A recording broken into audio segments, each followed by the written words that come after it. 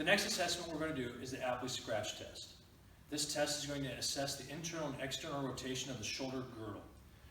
This is a test that we want to run in conjunction with shoulder extension and shoulder flexion to really diagnose where the shoulder limitation may be occurring.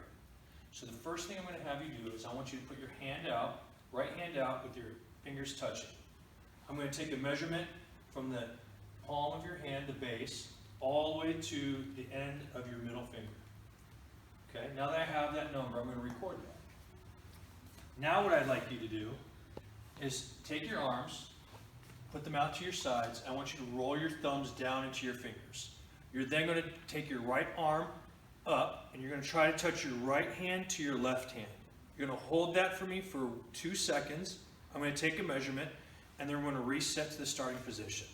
Once you're at the starting position, I'm going to have you do the same thing but with the opposite hands. Again, I'm going to have you hold that for 1 to 2 seconds.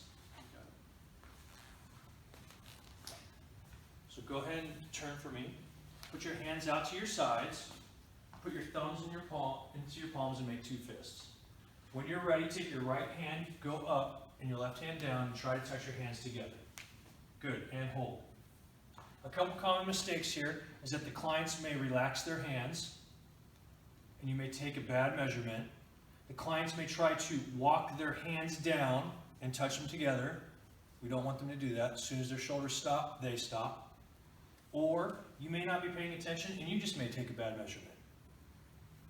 Once they're done, record your measurement, have them go back to the starting position and go with the opposite arm. Relax. Go again and don't walk. Stop. Good. All right, relax. When doing the Apley Scratch Test, we're actually looking at 2 separate shoulder joints at the same time.